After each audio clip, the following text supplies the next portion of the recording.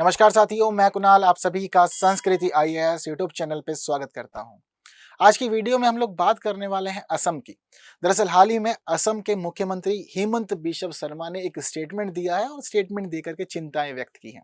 इनके द्वारा दिया गया जो स्टेटमेंट है वो स्टेटमेंट यह बताता है कि अब आज के समय में असम में मुस्लिमों की जो जनसंख्या है वह बढ़कर के 40% हो गई है। यानी कि अब आज के समय में असम के अंदर कुल जनसंख्या का 40% हिस्सा मुस्लिम आबादी है, बाकी 60% में हिंदू और बाकी सब आते हैं। ये इन्होंने आंकड़े प्रस्तुत किए हैं। हालांकि सिर्फ इन्होंने आंकड़े ही प्रस्तुत नहीं किए हैं, आंकड़े प्रस्तुत करने के साथ साथ इन्होंने यह भी कहा है कि ये आंकड़े हमें बताते हैं कि पूर्वोत्तर राज्यों के अंदर एक बड़ा जनसांख्यिकीय परिवर्तन हुआ है और ये जिस प्रकार का जनसांख्यिकीय परिवर्तन हुआ है यह पूरे पूर्वोत्तर के लिए एक बड़ा मुद्दा है।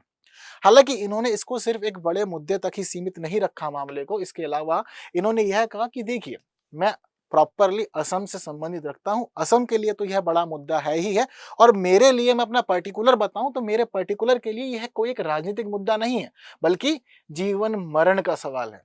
इन्होंने साफ साफ कहा है कि जिस प्रकार से यहाँ जनसंख्या बढ़ रही है और अब 40% मुस्लिम हो गए हैं पूरे असम की कुल जनसंख्या का, यह मेरे लिए एक प्रकार से जीने मरने का मामला हो गया है। क्यों कहा है इन्होंने? इन्होंने यह बताया कि जिस समय वर्ष 1951 की स्थिति हम लोगों ने समझी थी तो उस समय असम की कुल जनसंख्या के अंदर मात्र 12% ही मुस्लिम थे। वर्ष 1951 में मात्र 12% मुस्लिम थे, लेकिन अब आज की स्थिति हम समझ रहे हैं तो पता लग रहा है कि कुल जनसंख्या का 40% हो गए हैं। अर्थात एक बड़ी संख्या में मुस्लिमों ने अपनी आबादी को बढ़ाया है और यह सिर्फ असम का ही मामला नहीं है, पूरे भारत का भी है और ऐसी अनेक रिपोर्ट हम लोग अलग अलग वीडियो में पहले भी डिस्कस कर चुके हैं। हालांकि इस प्रकार की चीजों को डिस्कस करने का अर्थ यह नहीं है कि हम किसी प्रकार के धार्मिक द्वेष को बढ़ा रहे हैं, लेकिन हम यह बता रहे हैं कि मुख्यमंत्री साहब की क्या स्थिति है और किस प्रकार से आंकड़े सामने आ रहे हैं भारत में जनसंख्या के परिवर्तन होने का। इन्होंने यहाँ पर झारखंड का मुद्दा भी उठाया। इन्होंने कहा कि झारखंड आज के समय में एक मिनी बांग्लादेश बन गया है। बांग्लादेश से अनेक लोग घुसपैठ करते हैं, अनेक मुस्लिम लोग वहां से घुसपैठ करते हैं। घुसपैठ करने के बाद झारखंड में आदिवासी लड़कियों से शादी करते हैं और आदिवासी लड़कियों से शादी करने के बाद उनकी जमीन को कब्जा लेते हैं। उनकी जमीन कब्जा लेने के बाद वह अपना जीवन अच्छा खासा व्यवस्थित रूप से जीते हैं। मैं मांग करता हूं कि झारखंड के अंदर एक इस प्रकार का कानून होना चाहिए कि आदिवासी लड़कियां इस प्रकार से कभी भी किसी घुसपैठी से शादी ना करें। यह बात भी इन्होंने अपनी प्रस्तुत की। इतना ही नहीं, इसके अलावा इन्होंने अपनी बातों के अंदर यह भी बताया कि देखिए जी, स्थिति जो है वह काफी अलग अलग सी हो भी गई है। इन्होंने बताया कि बहुत सारे जो घुसपैठिए हैं वह झारखंड में आते हैं, बाकी चीजों को मैनेज करते हैं, जो हमारे लिए एक बड़ी समस्या का सबब बन गया है। और झारखंड आज के समय में भारत का एक ऐसा राज्य है जहां से बांग्लादेश के बहुत सारे लोग घुसपैठ करने में सफल हो पा रहे हैं, सक्षम हो पा रहे हैं। इन्होंने यह भी कहा कि आने वाले समय में झारखंड में विधानसभा चुनाव है तो भारतीय जनता पार्टी इसके ऊपर कार्य कर रही है और अपने घोषणा पत्र में कुछ महत्वपूर्ण मुद्दों को शामिल करेगी जिससे कि झारखंड में ऐसी घुसपैठ ना हो और यह घुसपैठ रुक जाए। अगर हम लोग समझें कि असम के अंदर इतना बड़ा परिवर्तन कैसे हुआ है तो उसके पीछे अनेक कारण हैं जो हमें समझने होंगे। मैंने आपको यह पॉइंट तो क्लियर कर दिया है कि 1951 में मात्र 12% मुस्लिम जनसंख्या थी। आज 2024 के समय यह बोल रहे हैं कि कुल जनसंख्या का 40% मुस्लिम है अब आज के समय में। पर इतना बड़ा परिवर्तन कैसे और ये दावा किस प्रकार कर पा रहे हैं यह भी समझना होगा। इस दावे के पीछे का कारण है असम में शुरुआत से होती हुई घुसपैठ। ऐसा नहीं है कि असम के अंदर घुसपैठ जो है वह एक नया मुद्दा है। असम में घुसपैठ पहले से ही होती आ रही है और एक बड़ी जनसंख्या बांग्लादेश से भागकर घुसी है असम वाले क्षेत्र में, जिस वजह से ये सभी समस्याएं आ जा रही हैं। अगर हम लोग आंकड़ों को समझते हैं आज तो पता लगता है कि असम में मुसलमानों की आबादी अस्वाभाविक रूप से बढ़ने के लिए बांग्लादेश से अवैध प्रवासी जिम्मेदार हैं, जैसे कि आपको मैं क्लियर भी कर रहा हूँ। आंकड़े यह भी बताते हैं कि असम में 19 लाख लोगों के नाम एनआरसी के अंदर दर्ज ही नहीं है, क्योंकि जिस समय उन लोगों को बुलाया गया था तो वे लोग अपनी नागरिकता के समर्थन में कोई कागज प्रस्तुत ही नहीं कर पाए। एक बड़ा आंकड़ा है, 19 लाख लोग नहीं बता पाए हैं अपने बारे में कि वह भारतीय नागरिक हैं और कोई भी दस्तावेज प्रस्तुत नहीं कर पाए। ये लोग इसी वजह से एनआरसी से बाहर रह गए। वहीं दूसरी बात यह भी देखने वाली है कि असम की जनसंख्या का लगभग 6% भारत के वैध नागरिक आज भी नहीं है, लेकिन असम में रह रहे हैं। ये एक मुद्दा बड़ा मुद्दा है अपने में। घुसपैठियों का मुद्दा कभी भी भारत की सुरक्षा के लिए सही नहीं माना जा सकता। जिस प्रकार से घुसपैठिए आ रहे हैं, आप कहाँ रह रहे हैं? आप भारत की भूमि पर रह रहे हैं, आपके पास दस्तावेज नहीं है, आप भारत के वैध नागरिक नहीं है, लेकिन भारत की भूमि पर रहते हुए आप भारत की एकता अखंडता के लिए एक बड़ी चुनौती साबित हो सकते हैं।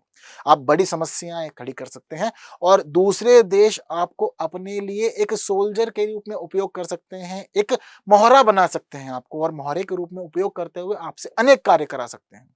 तो ये जिस प्रकार के इंसिडेंट हम यहाँ देख रहे हैं, यह इंसिडेंट समझा जाए तो पता लगता है कि भारत की एकता, अखंडता और सुरक्षा के लिए एक बड़ी चुनौती है और उसको टारगेट करना बहुत ज़्यादा ज़रूरी है। ये प्रशासन को और सरकार को समझना होगा।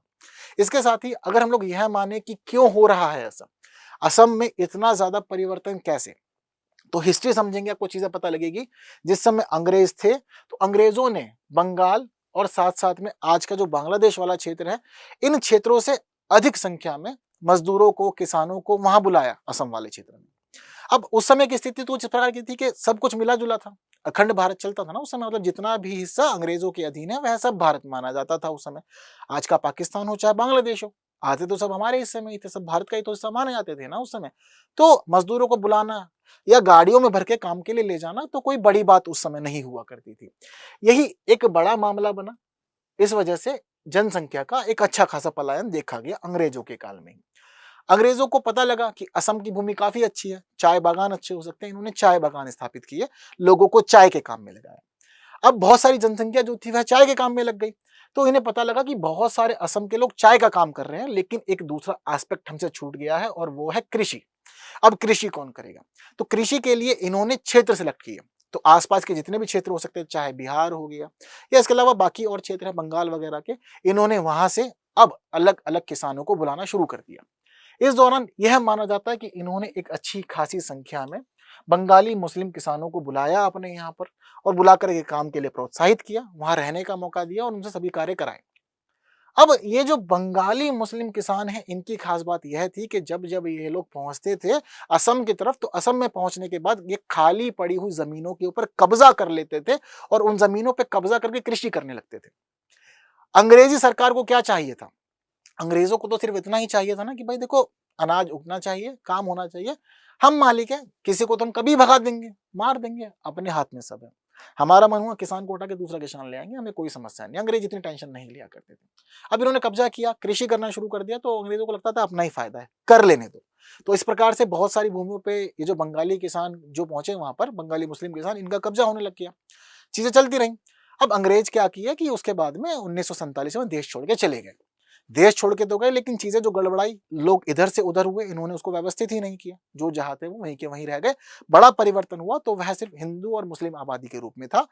जो पूर्वी पाकिस्तान या पश्चिमी पाकिस्तान से हिंदू थे वह भारत चले आए, और जो भारत के बहुत सारे मुस्लिम जिन्हों की इच्छा रही कि भाई ठीक है हम जाके या तो पूर्वी पाकिस्तान में रहेंगे या पश्चिमी पाकिस्तान में आकर रहेंगे, या जो वहां पर रह भी रहे थे वे लोग वहीं के वहीं बस गए। ठीक है, जिनको आने जाना था वे आए गए और जिनको वहीं रहना था वे लोग वहीं के वहीं रहते रहे। तो मुस्लिम जनसंख्या का इस प्रकार से सिस्टम बन गया था, सेटअप बन गया था उस समय। भारत के बहुत सारे मुस्लिम गए थे, ये भी हमें पता है। अब ये सभी चीजें थी अंग्रेजों के काल की और स्वतंत्रता की। अब तक की स्थिति तो ठीक चलती रही थी और असम के अंदर 1951 में कुल जनसंख्या का मात्र 12% ही मुस्लिम आबादी हुआ करती थी। जो भारत के स्वदेशी मुस्लिम हैं वह सब भारत के लिए ठीक है। भारत के लिए समस्या बने हुए हैं घुसपैठिए लोग, चाहे वह आतंकवादी के रूप में आ रहे हैं, चाहे घुसपैठियों के रूप में आके कब्जा कर ले रहे हैं, बाद में चीजों से छेड़छाड़ कर रहे हैं, लेकिन चुनौतियां सभी उत्पन्न कर रहे हैं। अब आज के समय में अब 40% हो गए हैं कुल जनसंख्या का। अब इसके लिए कौन जिम्मेदार है? तो इसके लिए जिम्मेदार है मुख्य रूप से 1971 का युद्ध। जिस समय 1971 का युद्ध हुआ था, बांग्लादेश बनवाया गया था, पूर्वी पाकिस्तान नाम के जो देश था उसका नाम परिवर्तन हुआ, उसकी आजादी की लड़ाई पूरी हुई और वह आजाद हो जाता है। यहाँ पर एक नए रूप में, एक नए नाम के साथ वह सामने आता है। अब 1971 के अंदर जिस समय पूरा का पूरा इंसिडेंट चल रहा था, तो उस समय इस इंसिडेंट के दौरान और अपनी आर्थिक स्थिति, यानी कि उस समय पूरी पाकिस्तान वाला क्षेत्र आर्थिक स्थिति से जूझ रहा था, आर्थिक संकट था, तो लोगों ने अपने खाने के लिए, अपने जीवन के लिए अगर कोई विकल्प ठीक समझा तो वह समझा कि भारत चलो। भारत चलो के रूप में इनको अच्छा विकल्प मिला असम, तो इन्होंने असम में घुसपैठ करना शुरू कर दी और असम के अंदर घुसपैठ करते हुए इन्होंने अच्छी खासी जनसंख्या अपनी वहां बसाई। जो शरणार्थी शिविर है, आपको वहां पर एक अच्छी खासी जनसंख्या मुस्लिम आबादी की देखने को मिलेगी, जो घुसपैठिए हैं, बांग्लादेश से भगे चले आए। आंकड़े हमें बताते हैं कि 1970 में बांग्लादेश की कुल आबादी 7.5 करोड़ थी, लेकिन 1974 में जब आंकड़ा को समझा गया तो पता लगा कि आबादी घट गई, क्योंकि बहुत सारे लोग भाग करके भारत आ गए और आबादी 7.5 करोड़ से घटकर 7.14 करोड़ ही रह गई। सिर्फ इतना ही नहीं, ये तो पलायन हुआ था बांग्लादेश से भारत। अब समझिए कि शिविरों की क्या स्थिति रह गई है और जनसंख्या वृद्धि का क्या अंतर है। मामला इस प्रकार का था, 7.5 करोड़ से 7.14 करोड़ रह गए। इस समय स्थिति यह थी कि बांग्लादेश के अंदर जो वार्षिक जनसंख्या वृद्धि थी वह 3.1% थी। इस हिसाब से 1974 में 7.7 करोड़ जनसंख्या होनी चाहिए थी, लेकिन माइनस हुई। माइनस के पीछे का रीजन लोगों का भारत की तरफ पलायन हो जाना। तो अच्छी खासी संख्या में यह देखा गया कि लोग भारत की तरफ आए, बांग्लादेश की जनसंख्या कम हो गई। और बांग्लादेश की जनसंख्या इस प्रकार कम हुई कि लोग आए शिविरों में रहे, और शिविरों में रहने के बाद यह पता चलता है कि लोगों ने यहाँ से भी भागना शुरू कर दिया। और आज के समय में शिविरों के अंदर जो जनसंख्या समझी जाती है लोगों की, वह काफी ज्यादा कम होती जा रही है। शिविरों में बहुत अधिक अब लोग नहीं बचे हैं। एक समय हुआ करता था जिस समय माना जाता था कि काफी बड़ी संख्या है, लेकिन अब धीरे धीरे बहुत ज्यादा घटती जा रही है और शिविरों में बहुत कम लोग रह रहे हैं। अब यहाँ पर जो सरकार है, जो प्रशासन है, वह यह भी बोलता है कि भाई जब एक समय पर शिविर के अंदर एक बड़ी पैमाने पर बड़ी जनसंख्या में लोग रह रहे थे आकर के, अब आज के समय में वे सब लोग कहाँ गए? आज के समय में उन लोगों की स्थिति को भी तो समझना होगा ना। तो अब यहाँ पर यह पता लगता है कि वे सब लोग शिविरों से निकले हैं, धीरे धीरे करके अलग अलग गाँव में, अलग अलग कस्बों के अंदर, अलग अलग बस्तियों में जाकर उन्होंने प्रवेश किया, और प्रवेश करने के बाद वह आकर के एक स्थानीय निवासी बन गए असम के। लेकिन समस्या उनके लिए कब खड़ी हुई? उनके लिए बड़ी समस्या तब आई, सामने देखने को मिली, जिस समय उनसे बोला गया कि भाई एनआरसी में शामिल होना पड़ेगा, दस्तावेज देने पड़ेंगे, क्योंकि घुसपैठियों को हम बाहर निकालेंगे या प्रावधान करेंगे। तब यह आंकड़े समझ में आने लगे कि भाई एक बड़ी जनसंख्या ऐसी है जिसके पास दस्तावेज नहीं है, मतलब वह भारतीय मुख्य रूप से नहीं है। हालांकि जिनके पास दस्तावेज है उनमें भी बहुत सारे ऐसे हैं जिन्होंने फर्जी रूप से इन सभी चीजों को व्यवस्थित किया है अपने यहाँ पर। चीजें क्लियर है। तो असम के अंदर एक बड़ी समस्या बन गई है इस प्रकार से घुसपैठियों का आना और अपने मामले को प्रस्तुत करना। जनसंख्या वृद्धि को समझें तो भी हमें पता लगता है कि भारत में घुसपैठ की वजह से एक बड़ी जनसंख्या बड़ी है। जैसे कि 1951 से 1961 के दौरान हम यह देखते हैं कि असम वाले पर्टिकुलर क्षेत्र में हिंदुओं की जनसंख्या का 33.71% बढ़ गया, जबकि मुस्लिमों का बढ़ा 38.35%। 1951 से 61 की जनसंख्या बताती है। वहीं 1961 से 1971 में हिंदू बढ़े 37.17%, मुस्लिम बढ़े 30.99%। अब उसके बाद 1971 से 1991 में पता लगता है कि 1971 से 1991 के दौरान 41.89% बढ़े हिंदू, लेकिन 77.42% बढ़ गई मुस्लिम आबादी सिर्फ और सिर्फ असम में। पहले आंकड़ा अलग चल रहा था, अचानक से आंकड़ा बहुत ज्यादा अलग हो गया। इसके लिए जिम्मेदार माना जाता है बांग्लादेश से हुई घुसपैठ और शरणार्थियों का आना। सिर्फ और सिर्फ परिवर्तन असम के स्तर पर ही नहीं हुआ, बल्कि अखिल भारतीय स्तर पर भी हुआ। 1951 से 61 में हिंदू बढ़े 20.2%, मुस्लिम बढ़े 25.61%। 61 से 71 में हिंदू बढ़े 23.72%, जबकि मुस्लिम बढ़े 30.85%।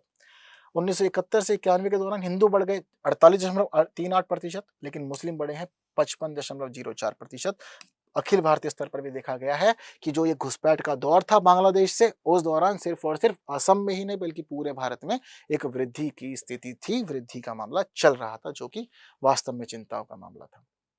तो यह एक बड़ा आज के समय में सोशल इशू बन गया है, एक बड़ा मुद्दा है असम की सरकार के लिए। जैसा कि उन्होंने खुद कहा है कि मेरे लिए एक प्रकार से जीने मरने का विषय है, क्योंकि घुसपैठी इस प्रकार से आ रहे हैं, तो सिर्फ असम के लिए चिंता नहीं है बल्कि पूरे देश के लिए चिंता का विषय यह बना हुआ है। ये आपको समझना होगा। एक प्रश्न आज के इस वीडियो से बेहद सरल सा, राष्ट्रीय नागरिक रजिस्टर का संबंध किस राज्य से है? असम, मेघालय, त्रिपुरा या मिजोरम? आप लोग आंसर कमेंट कर सकते हैं। चीजें बेहद सरल हैं आप लोगों के लिए। और वीडियो अच्छी लगी तो बाकी साथियों को शेयर जरूर करना है, वीडियो को लाइक के बिना नहीं जाना है, और बने रहना है ऐसे ही इन्फॉर्मेटिव वीडियोस के लिए संस्कृति आईएएस यूट्यूब चैनल पे। हालांकि आप लोगों को चाहिए होगा कि आंसर भी बता दिया जाए, तो देखिए इस प्रश्न का जो उत्तर है ना, वह असम ही है। ठीक है, उम्मीद करता हूँ आपने चीजों को अच्छे समझा होगा, तो आंसर देने में कोई कठिनाई नहीं होगी। बाकी बातें करेंगे हम लोग फिर अगली वीडियो में कुछ नए विषयों के साथ, लेकिन आज के लिए दीजिए मुझे विदा। Thank you so much.